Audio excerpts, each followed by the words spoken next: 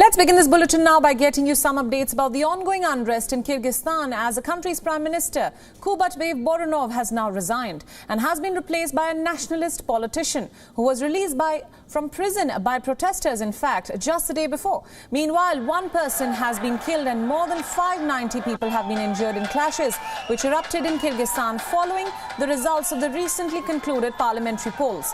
Following these mass protests, the country's electoral body has said that it is cancelling the results of a parliamentary vote that plunged the Central Asian nation into political chaos. The Central Electoral Commission said in a statement that it has invalidated these election results, which saw parties close to pro-Russian President Surunbe Jeenbekov score big wins amid accusations of mass vote-buying campaigns. This comes after protesters launched allegations of vote rigging in these elections.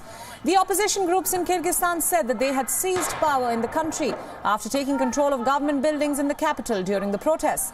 Hundreds clashed with the police in Kyrgyzstan's capital city of Bishkek on Monday to demonstrate against these election results.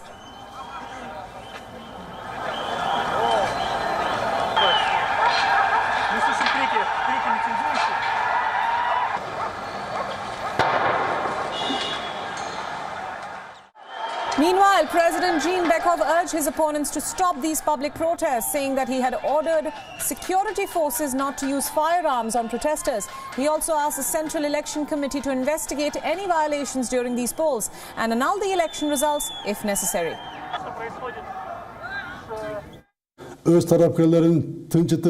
Peace in the country and stability in society is more important than any politician's mandate.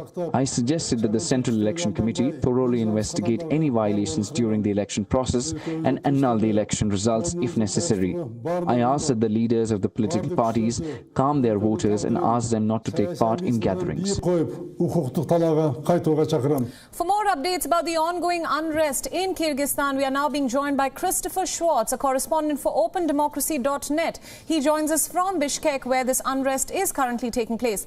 Now, welcome, Christopher, and thanks for joining us on this broadcast. Now, we are getting reports that the Prime Minister has resigned over the recent unrest. Tell us a little bit about the situation on ground, the casualties, as well as the state of the governance in the country as of now.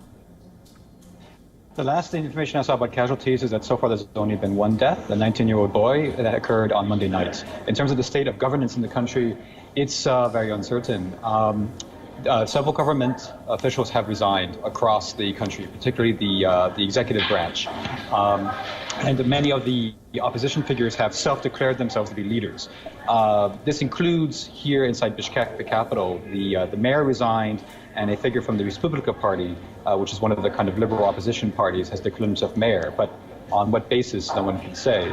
And something similar is happening with respect to the Prime Minister. Sadir Japarov has declared himself to be Prime Minister with a non-constitutional mandate. He does have some support from Parliament, on 26 deputies, but not the actual majority that he needs to really be a Prime Minister.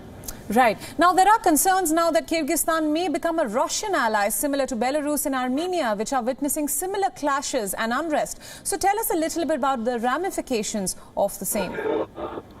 It's really hard to say what the ramifications are. At the moment, Russia has been taking a back seat and just observing and waiting to see what happens. This is a genuinely internal matter driven by genuinely domestic problems.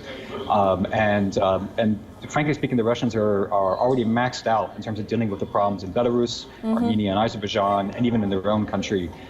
So it's unknown yet how this will play out. But I have to say, whatever government takes power will be heavily incentivized to still be, generally speaking, pro-Russian.